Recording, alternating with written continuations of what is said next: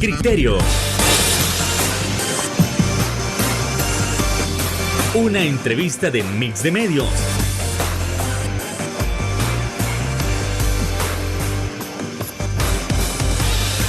Que aborda frontalmente los problemas de El Salvador con los verdaderos protagonistas y plantea soluciones.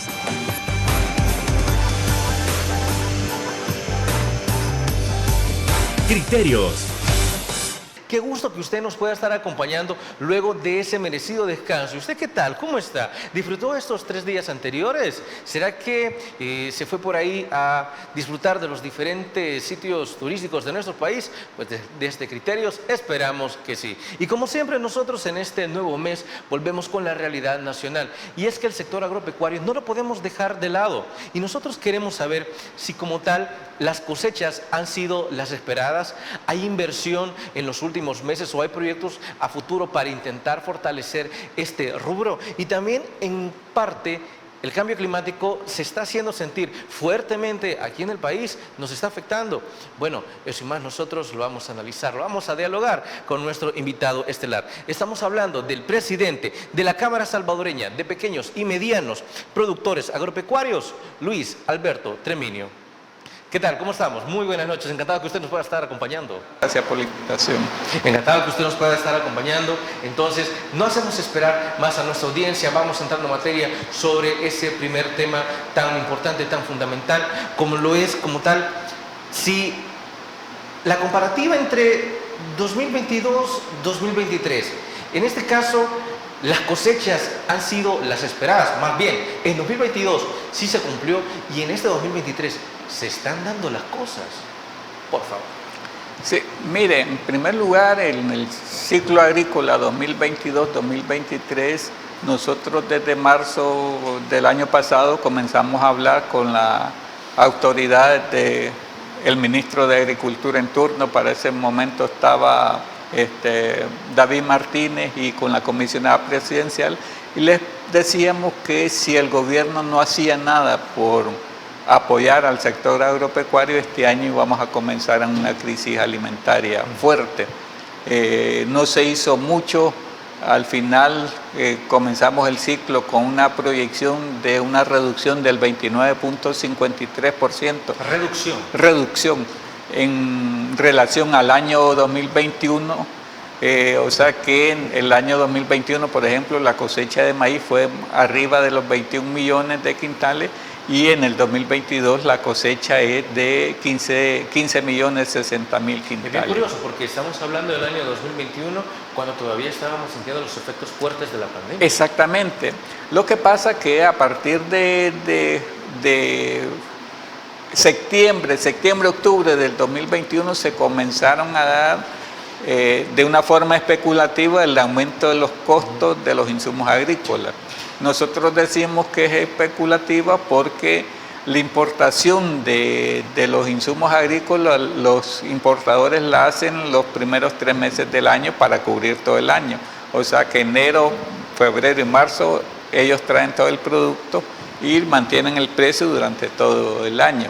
En septiembre del año pasado comenzó a darse esa forma de comenzar a subir. Ya se oían rumores que iba a haber una guerra entre Rusia y Ucrania, y por lo tanto ellos se aprovecharon de esos rumores para subirle el precio a los insumos.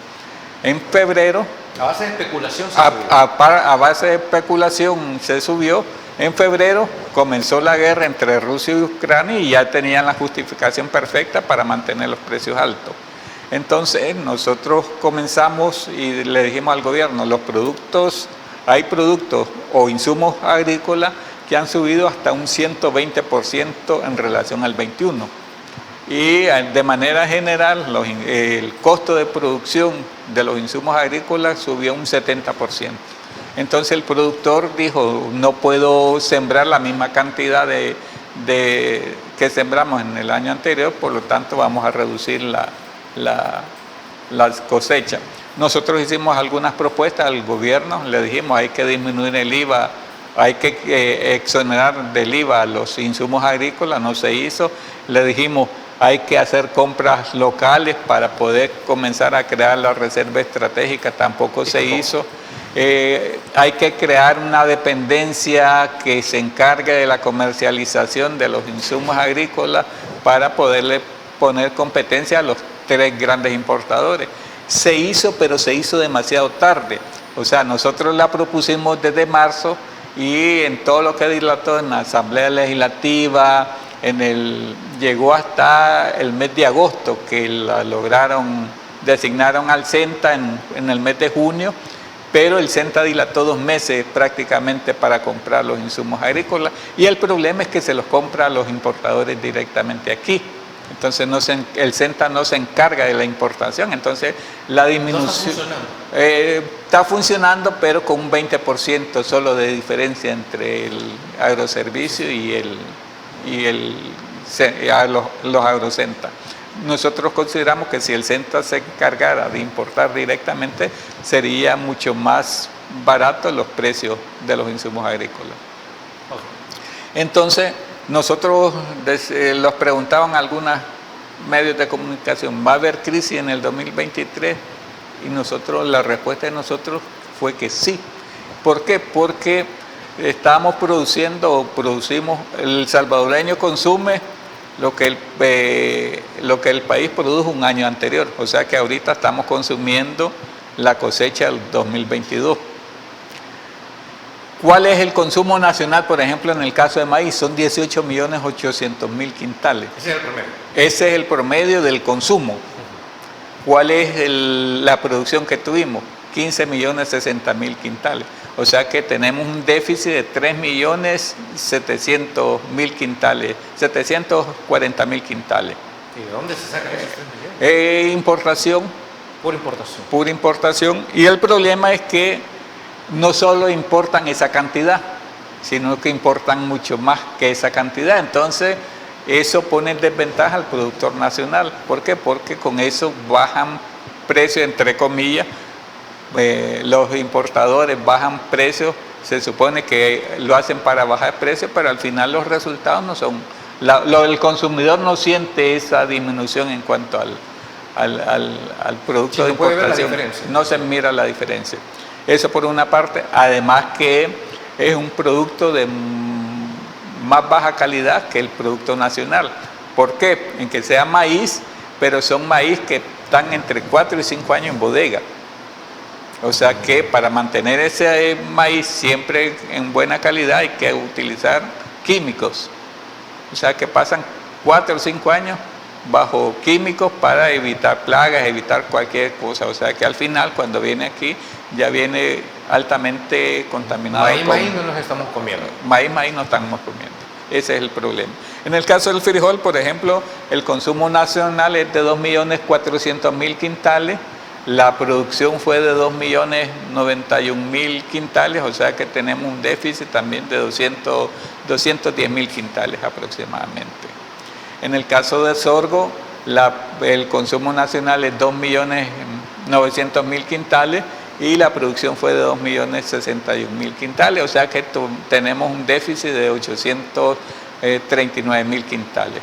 En el caso del arroz, el consumo nacional son 900.000 quintales y la producción fue de 653.000 quintales.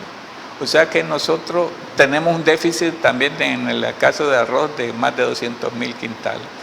Nosotros lo expusimos en su momento, no se hizo nada, por lo tanto se dejan abiertas las puertas para la importación, que eso no beneficia al productor, al contrario, lo perjudica porque lo ponen a competir contra maíz o contra productos que vienen de los Estados Unidos, que tienen un alto nivel de subsidio. El subsidio que le dan al productor allá es arriba del 60% y el subsidio que dan aquí con los paquetes agrícolas solo cubre el 5% del costo de producción. Entonces esa es la desventaja que tenemos y por eso nosotros afirmamos que va a haber crisis alimentaria. ¿Por qué? Porque los productores no hubo una buena producción el año pasado. La otra situación que vino a agravar ya veníamos diciendo que íbamos a tener una reducción del 29.53, la tormenta Julia vino y afectó a más de 1 millón de quintales de granos básicos. O sea que ya teníamos el 29%, más 1 millón de quintales, más o menos llegamos a un 35% de déficit en cuanto al consumo nacional. O sea que por eso es que nosotros afirmamos que a partir de los meses de agosto, septiembre, octubre, vamos a tener una crisis alimentaria en el país. O sea, si no se produce en el campo, lógicamente la ciudad no tiene que consumir. Ok, en cuanto a estas proyecciones, ¿cuánto es lo estimado que puede durar esta crisis? Claro, no es algo que se ande diciendo por ahí, pero ustedes son los que tienen los datos. Sí, esta crisis puede terminar este año, pudiera terminar este año, si este ciclo agrícola 2023-2024 fuera bueno. Pero las cosas no están apuntando a eso. Las cosas están apuntando que inclusive va a haber una disminución en cuanto a la producción. Mañana vamos a dar la conferencia de prensa nosotros de los datos en específico para poder plantearle cuáles son los datos. Todavía no vamos a dar datos públicos porque tenemos una conferencia de prensa, entonces para que poderlos dar a todos los medios de comunicación. Ok, entonces vamos a continuar con el análisis tras nuestra primera pausa comercial. Volvemos.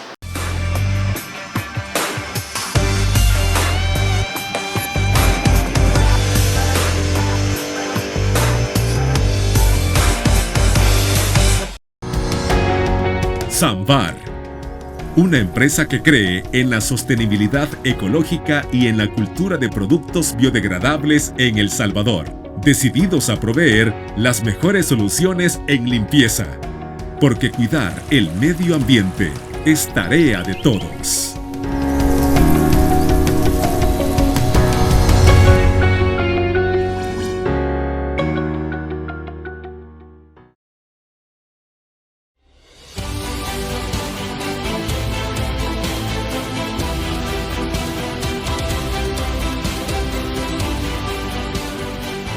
Nuestro compromiso, nuestra pasión, son algunas de las cosas que nos caracterizan como salvadoreños. Farmacia La Buena, la farmacia de todos.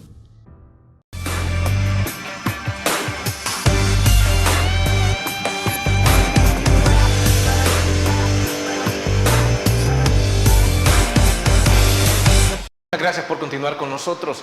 Y ya que en el bloque anterior ya se estaba hablando sobre una crisis alimentaria, sobre una falta de inversión en las cosechas también y sobre cómo se están haciendo las cosas respecto cuando hay déficit, ¿sí?, en los granos básicos, y eso tiene que recurrir a la importación, y de paso en la importación los productos no son de calidad y más parecen más químicos que otra cosa. Entonces, ya que tenemos confirmado que en los próximos meses sí habrá crisis alimentaria, pero eso no significa que de igual manera en el año pueda terminar así, ¿se está haciendo algo o la administración actual se está poniendo, como dicen, las pilas para tratar de frenar esa crisis alimentaria? Por favor, Luis Alberto Treminio. Nosotros consideramos en campo que no se está haciendo nada, el gobierno no está haciendo nada. Nosotros hemos dicho en reiteradas ocasiones que el gobierno debería priorizar la inversión que él hace o los gastos que él hace. ¿Cuánto está invirtiendo actualmente en el gobierno? Son 69 millones de dólares el presupuesto del Ministerio de Agricultura. Con eso no le alcanza para mucho al ministerio, más que para salario y los paquetes agrícolas. Sí. Nosotros consideramos, y lo hemos dicho en reiteradas ocasiones, que el gobierno, en vez de haber invertido casi 400 millones de dólares en Bitcoin, hubiera invertido 200 en la producción agrícola, y así no hubiéramos tenido crisis alimentaria este año. O todavía está a tiempo de parar esta crisis, porque si no se sigue haciendo nada, la crisis se va a profundizar para el siguiente año, se va a continuar. O sea, decimos nosotros, el salvadoreño consume lo que el país produce un año anterior. Ahorita vamos a comenzar, a partir de mayo, junio, comenzamos la siembra para el ciclo agrícola 2023-2024, qué es lo que vamos a consumir el siguiente año. Y ya estamos comenzando mal. Ya estamos comenzando mal. Estamos comenzando mal. Sabemos que no es culpa del gobierno que el cambio climático, pero el Claro, gobierno... pero hay que anticiparse a eso, ¿no? Sí, y además que el gobierno puede hacer algo por mejorar las condiciones de la producción, como que nosotros hemos insistido que al CENTA hay que darle la función para lo que fue creado. ¿Para qué fue creado el CENTA? Para dos cosas principalmente: investigación científica y transferencia de tecnología. Ninguna de las dos cosas está haciendo. El CENTA lo que está haciendo es repartiendo paquetes, y esa función se la vienen dando desde el 2008. O sea que desde el 2008 no ha habido una investigación científica que ayude al sector agropecuario. ¿En qué sentido? Nosotros hemos dicho hay que mejorar la calidad de la semilla que da el gobierno. El H59 es una buena variedad, pero el problema es que en vez de ir habiendo más productividad, cada vez el H59 va teniendo menos productividad. Ejemplo, hace 4 o 5 años el promedio de producción del H59 era un poco más de 50 quintales, 50.2 para ser más exacto. El año pasado el rendimiento de esa misma semilla fue 44 quintales, o sea, 6 quintales menos.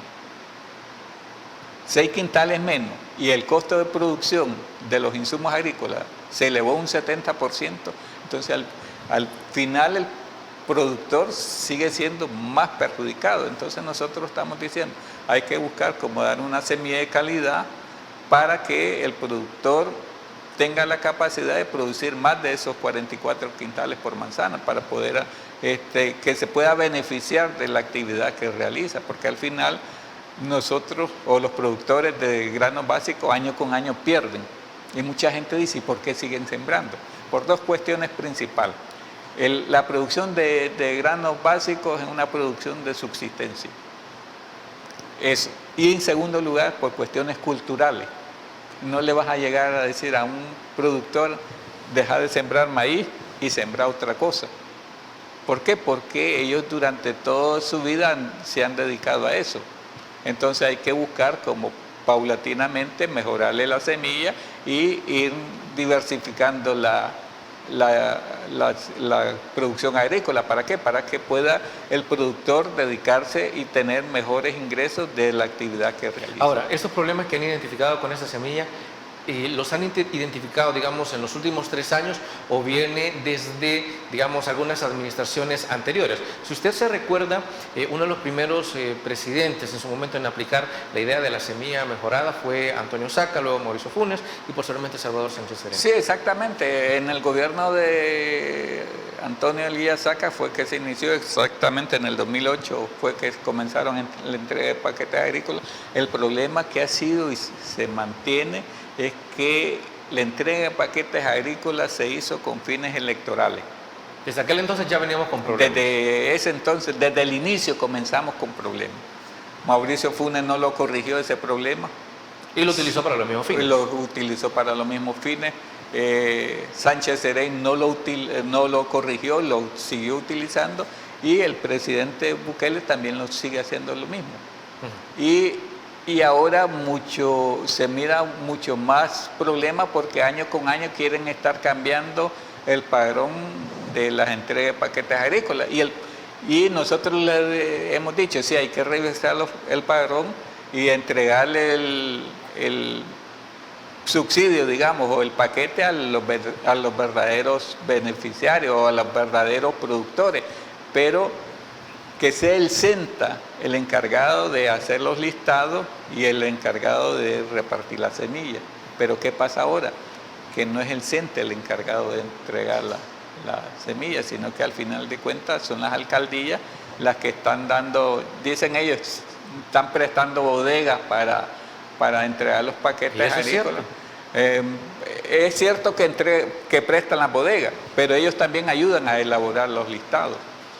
Y por eso es que la gente que saca los listados, hay productores, verdaderos productores, que los están dejando fuera de los listados, porque la alcaldía, si no sos de su partido político, no te prioriza y incluso revisa ellos pueden tener la capacidad de revisar y decirle a la gente del ministerio, esto sáquenlo, déjenlo, para meter a toda su gente.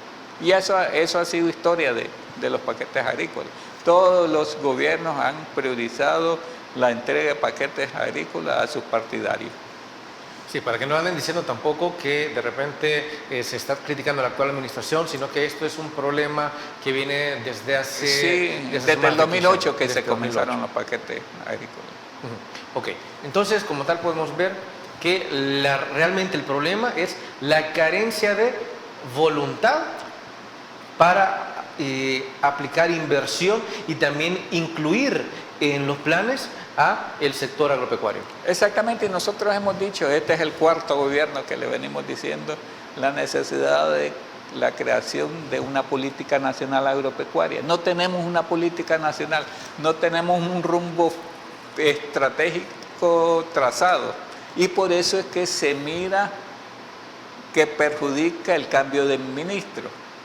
En este gobierno han pasado 4 ya por el ministerio, ya hay 4 ministros y 5 viceministros. ¿Afectaría esto si hubiera una política nacional agropecuaria? No lo afecta, porque ya el camino está marcado. Ya el camino está marcado, ya el que llega solo llega a ejecutar lo trazado. O sea, le va a dar un dinamismo distinto, pero va siempre sobre la misma línea estratégica. Puede ser que tome veredas para llegar al objetivo final, pero ya tiene un objetivo final, o sea, ya tiene trazada una ruta hasta dónde se quiere llegar con la agricultura. Ese es el problema, no tenemos una política, por ende no tenemos una reserva estratégica, vivimos a la despensa de los comerciantes. O sea, si al comerciante mañana se le ocurre subirle a $2 la libra de frijol, se la sube.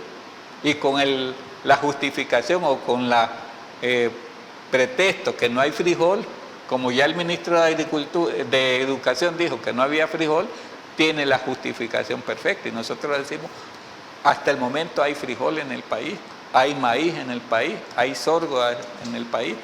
Nosotros venimos calculando que eso que produjimos, o la producción que hubo en el 2021 va a llegar más o menos en el 2022 va a llegar hasta más o menos agosto de este año.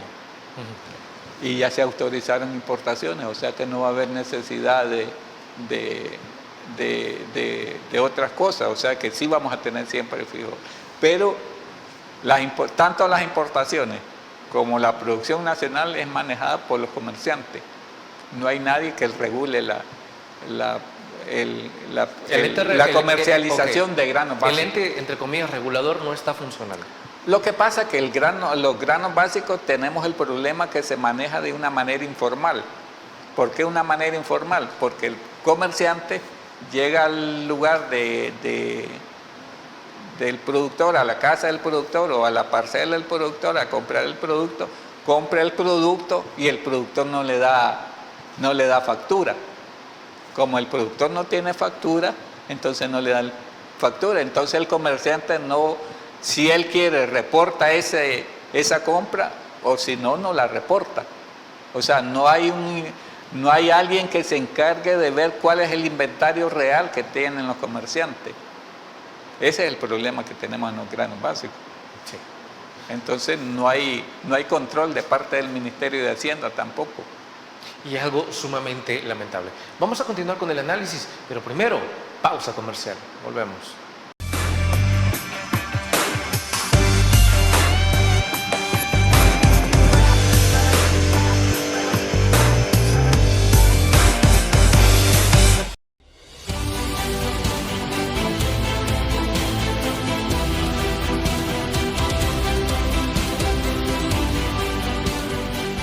Nuestro compromiso, nuestra pasión, son algunas de las cosas que nos caracterizan como salvadoreños. Farmacia La Buena, la farmacia de todos.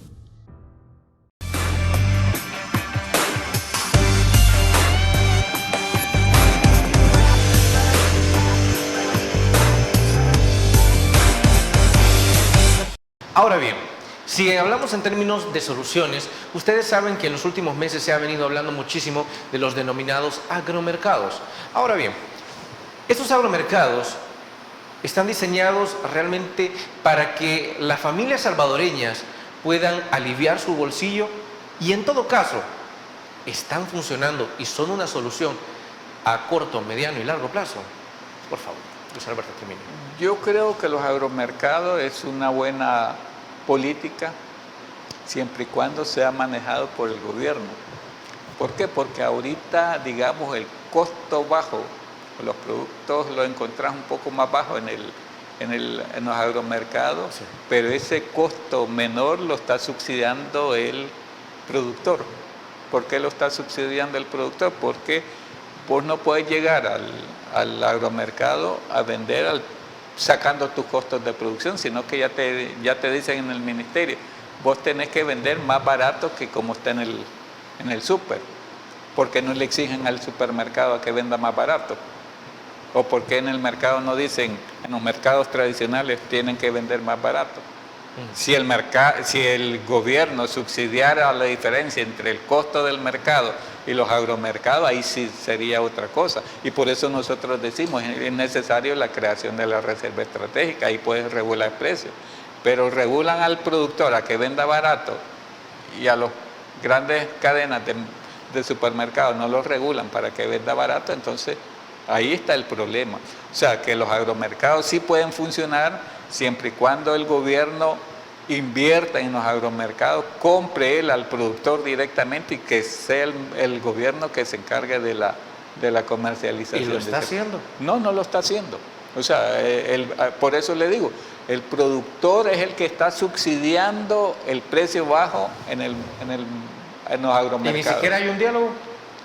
Sí, nosotros tenemos un diálogo no permanente con este ministro.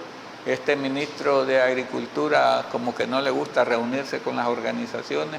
Él es del criterio que se va a reunir directamente con los productores y está bien, ese es un mecanismo de trabajo. Pero el problema es que reunirse con las organizaciones como que se le facilite aún más su trabajo. ¿Por qué? Porque las organizaciones tienen promotores, tienen líderes municipales, tienen líderes cantonales, entonces la información fluye más rápido que estar llamando a uno o dos, y él no tiene capacidad para reunir a 420,000 productores y llegar el mensaje. El problema es que dicen, estamos utilizando las redes sociales y muchos productores pueden tener un teléfono de alta gama, de la mejor tecnología, pero al final no lo saben manejar, no lo saben utilizar. O sea, el productor lo que llega es, a lo máximo que llega es utilizar WhatsApp. No sabe utilizar, por ejemplo, todos los programas que se dan en el ministerio y que están dando ahora este gobierno es a través de link. Le preguntas a cualquier productor, ¿sabes qué cosa es un link? Y no te saben responder. Entonces las organizaciones por lo menos se encargan de decirle un link y le ayudan a cómo entrar a las páginas del ministerio, le ayudan a las diferentes para que se mantenga informado. El ministerio no hace eso. Entonces esa es la cuestión, la falta de coordinación entre las autoridades actuales y las organizaciones de productores. Nosotros consideramos que debería de haber una coordinación directamente entre el gobierno, entre las autoridades del ministerio y las organizaciones. El problema es que los diferentes ministros miran a las organizaciones o los miran a nosotros como sus enemigos o sus adversarios políticos. Y nosotros no somos ni sindicatos ni somos adversarios políticos de ellos. Somos organizaciones de productores, buscamos cómo mejorar las condiciones para los productores agrícolas. O sea, nosotros le hemos dicho a los diferentes gobiernos, mírenlos a nosotros como, al menos Campo le ha dicho, nosotros como Campo deberíamos de ser aliados estratégicos de ustedes. ¿Por qué? Porque nosotros somos los que estamos buscando cómo mejorarle las condiciones a los productores y estamos buscando cómo que exista una buena producción agrícola y por ende que el consumidor al final salga beneficiado. Si no se da eso, no vamos a tener una buena producción, no va a haber una buena suficiente alimento, por lo tanto el consumidor va a tener serios problemas. Si no se hace nada y si seguimos dependiendo de las importaciones, va a llegar un momento que se van a cerrar las puertas de los países exportadores grandes. En el caso de El Salvador, cuando necesita frijol, ¿a quién recurre? A Nicaragua. Este año el presidente Ortega cerró frontera. Dijo que no va a salir ningún grano de frijol de su país hasta que no se logre cubrir la demanda de Nicaragua. Entonces no tenemos de dónde recurrir. Ahorita no tenemos frijol. Y claro, Ortega en este caso tiene que preocuparse primero por su población. Exactamente. Después viene lo demás. Exactamente. Y por eso nosotros insistimos que nosotros tenemos que trabajar en la soberanía alimentaria. El problema es que los gobiernos trabajan en la seguridad alimentaria y que son dos cosas distintas. ¿Cuál es la diferencia? La soberanía es tener la capacidad de decidir qué vas a producir, dónde vas a producir y cómo vas a producir. La seguridad es garantizar la alimentación, no importa de dónde venga. Y tenemos el problema ese que le decía. Hay momentos que los países exportadores pueden cerrar fronteras. ¿Y qué pasa con los países que solo somos consumidores? Quedamos sin. En el 2008 se dio un caso, por ejemplo, que no encontrábamos frijol en la región. Tuvimos que traer frijol desde África. Etiopía fue, para ser más específico, el país que trajimos frijol. Vamos a llegar a esos extremos, pudiendo aprovechar, pudiendo producir la alimentación que nosotros consumimos. O sea, ese es el problema. Tenemos déficit en la producción de verduras y hortalizas. Solo producimos el 10% de lo que consumimos. En el caso de los ganaderos, solo producimos el 60% de lo que consumimos. Y al final, en el caso de los ganaderos, por ejemplo, ingresan al país el 120% por arriba de la necesidad que tenemos. ¿A quién perjudica eso? Lógicamente perjudica a los ganaderos. Entonces, es más barato comprar una botella de leche que comprar una botella de agua, para que se dé el ejemplo cómo está la difícil situación de los productores, de los ganaderos. Entonces, hay que trabajar y seguimos insistiendo nosotros, no somos adversarios políticos del gobierno, somos sus aliados estratégicos, los deberían ver así. Ustedes quieren buscar soluciones también. Exactamente. O sea, el problema de la alimentación no es un problema ni de izquierda ni de derecha, sino un problema de todo. Entonces hay que resolverlo entre todos. En la medida que los gobiernos o que el gobierno entienda eso, en esa misma medida se van a mejorar las condiciones de la alimentación del pueblo salvadoreño. Entonces, en los últimos tiempos, aquí en El Salvador, las administraciones se han preocupado más por la seguridad alimentaria que por la soberanía alimentaria. Exactamente. Hablando en los términos que usted estableció. Exactamente. Y entonces hay que darle un giro a eso. Hay que buscar cómo garantizar la soberanía alimentaria sin descuidar la seguridad alimentaria.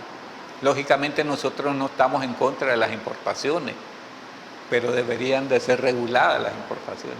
Ejemplo, este año, por ejemplo, necesitamos 3.700.000 quintales de maíz.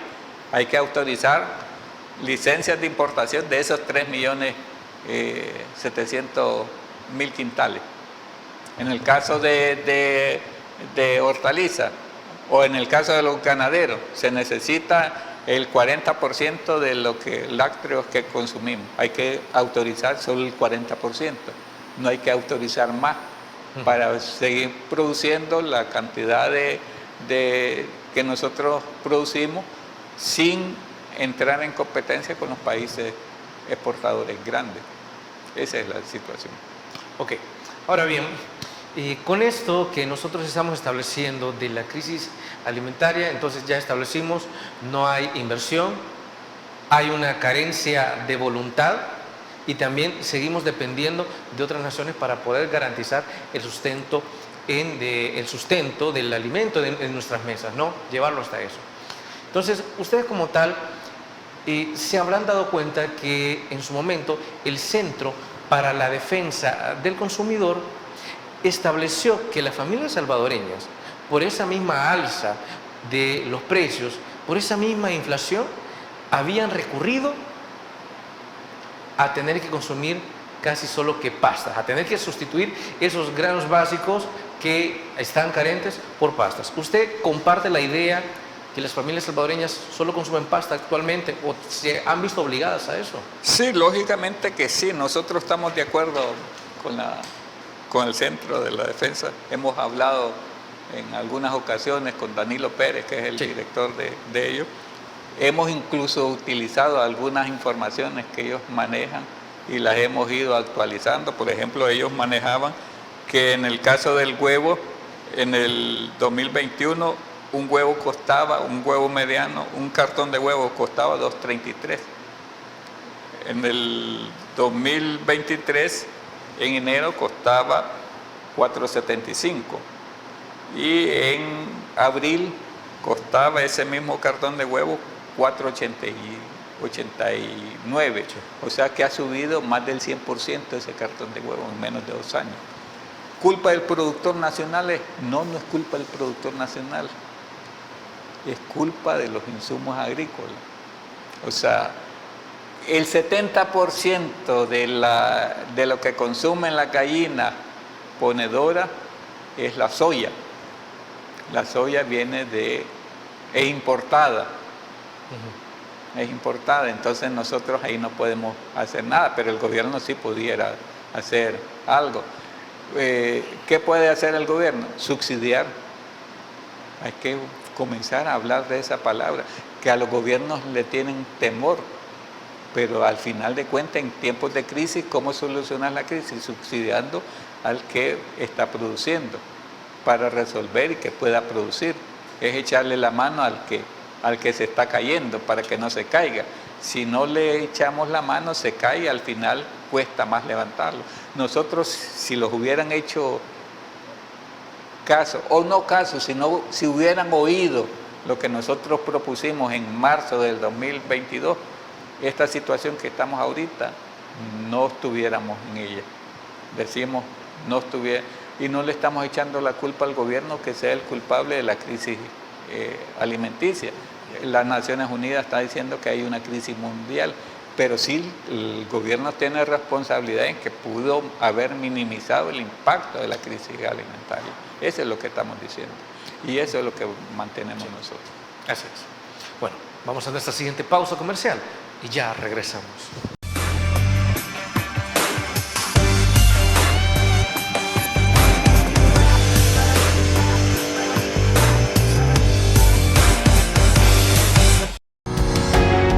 Sambar, una empresa que cree en la sostenibilidad ecológica y en la cultura de productos biodegradables en El Salvador, decididos a proveer las mejores soluciones en limpieza, porque cuidar el medio ambiente es tarea de todos.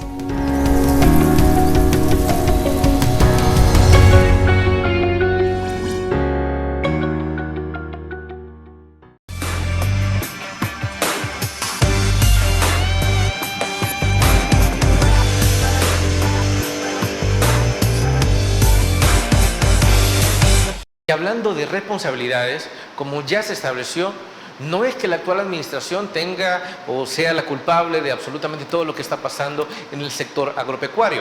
No podemos olvidar que todo esto también ha comenzado por la situación entre Rusia y Ucrania. Y sí, se debió de haber previsto, o al menos se tuvo que haber invertido desde antes para tratar de minimizar los efectos de cualquier cosa que pudiera surgir. Ahora, con respecto al cambio climático, es que eso también ha estado afectando muchísimo a las y los productores. Por favor.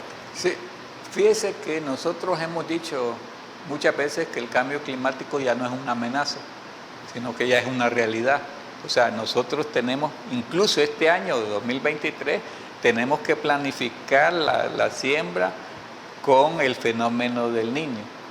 El fenómeno del niño es sequía, es falta de lluvia. El NOAA está diciendo que a partir de julio este fenómeno va a estar por arriba del 50% de posibilidades que afecte. Y a partir de los meses de agosto, septiembre, octubre, va a estar arriba del 70%. ¿Qué quiere decir esto? Que nosotros hacemos 3 siembras durante el ciclo agrícola, que es la primera de primavera, que se siembra entre mayo y junio, la segunda de postrera, que se siembra en los meses de agosto, en el mes de agosto, finales de julio, comienzos de agosto, y una tercera que se siembra al salir el invierno. ¿Cuál es la parte que va a afectar el fenómeno del niño? La siembra de postrera. ¿Qué se siembra en postrera? En primer lugar, se siembra el 75% de la producción de frijol, el 20% de la producción de maíz y el 100% de la producción de sorgo. Si se cumplen esos pronósticos del NOAA, no vamos a tener sorgo y no vamos a tener solo un 20% o 25% de frijol y un 75% de maíz. Entonces estamos, digamos, las proyecciones de por sí ya vienen un poco difícil por esto del costo de los insumos agrícolas, y no es que los productores estén invirtiendo menos, no es eso, sino que los productos están más caros. O sea, ejemplo, la inversión que hicieron los pequeños productores para producir las 20 millones de quintales que hubieron de producción el año pasado, en el 2021 la inversión fue de 650 millones. En el 2022 la inversión fue de 677 millones. Y por la misma cantidad por sacar 8 millones de quintales menos. Y la inversión fue 27 millones de dólares arriba del año anterior. Este año la inversión va a andar por los 625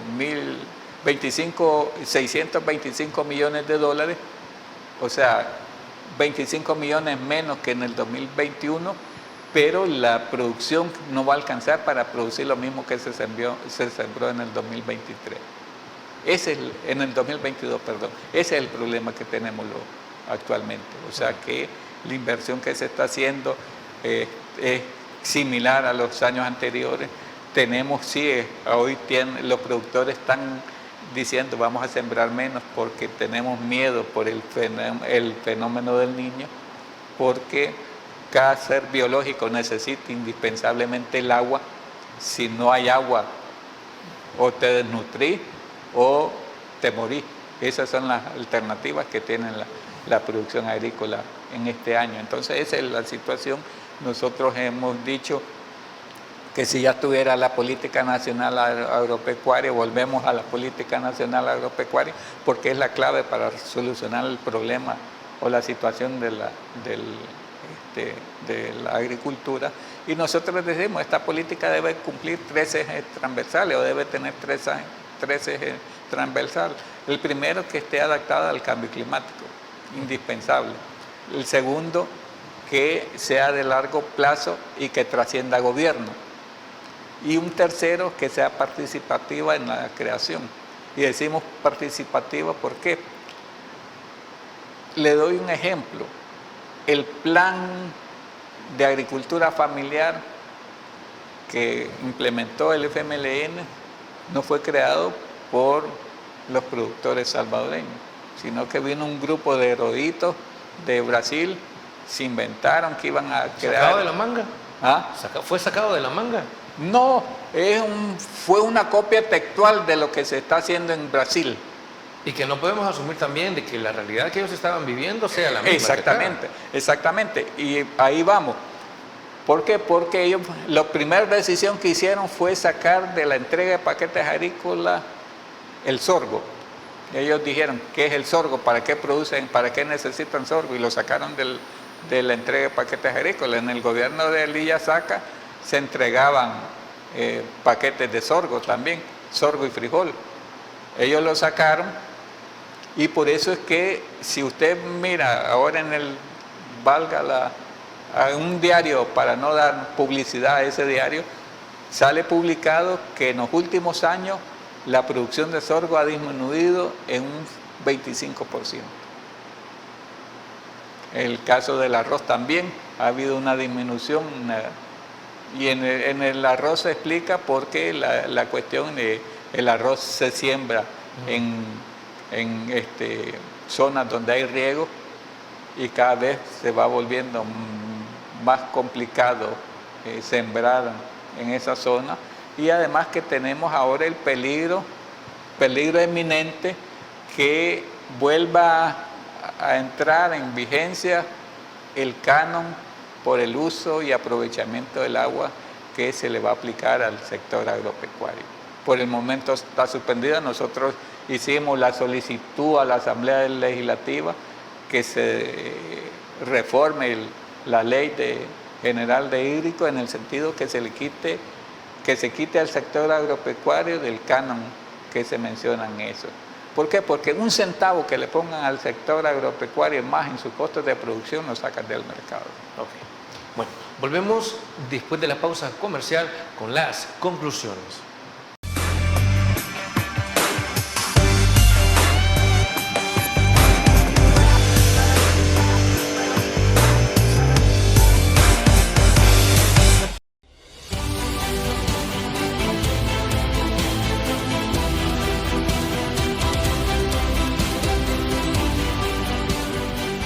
Nuestro compromiso, nuestra pasión, son algunas de las cosas que nos caracterizan como salvadoreños.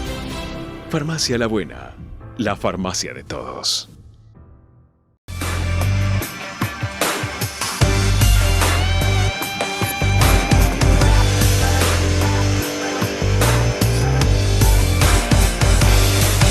Resumen, ¿qué es lo que puede venir para los próximos meses, dado que ya se conoció el contexto de que en el sector agropecuario hemos venido mal desde hace muchísimos años?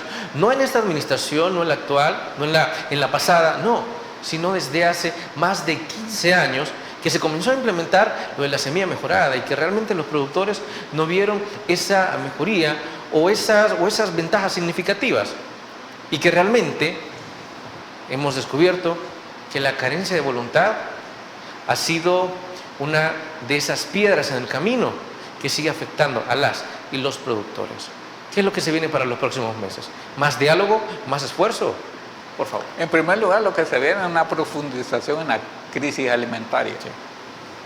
Nosotros estamos solicitándole al gobierno central, a la Asamblea Legislativa, que se sienten a dialogar con nosotros.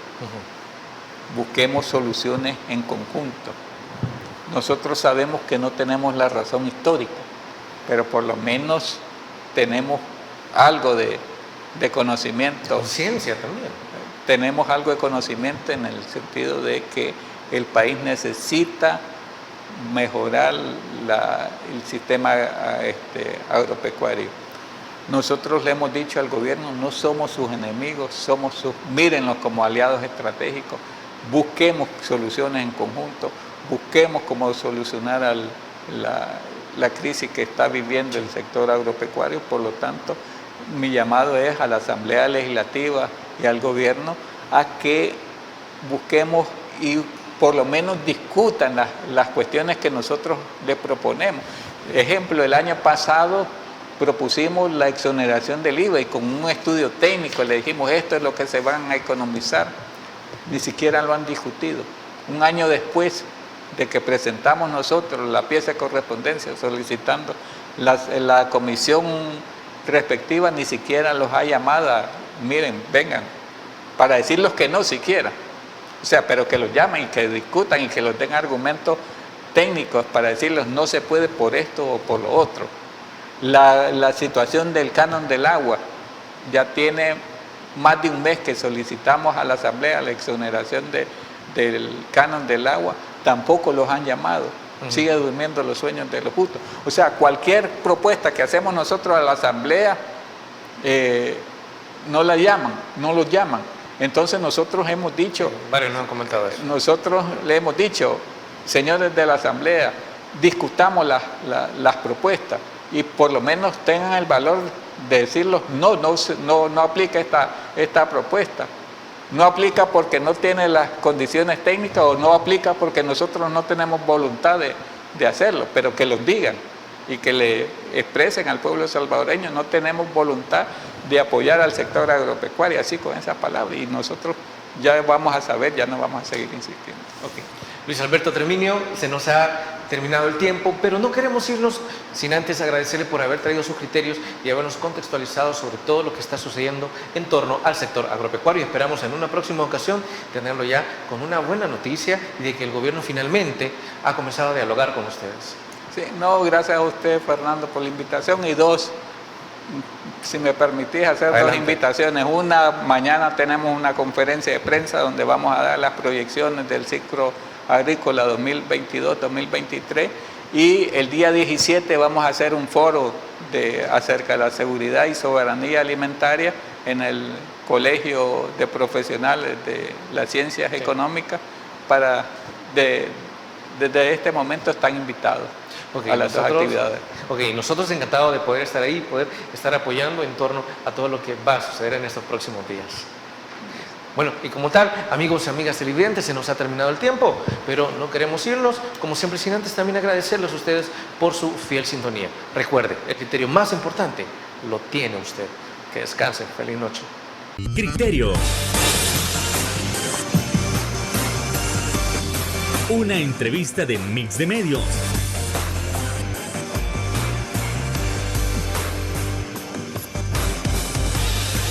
Que aborda frontalmente los problemas de El Salvador con los verdaderos protagonistas y plantea soluciones.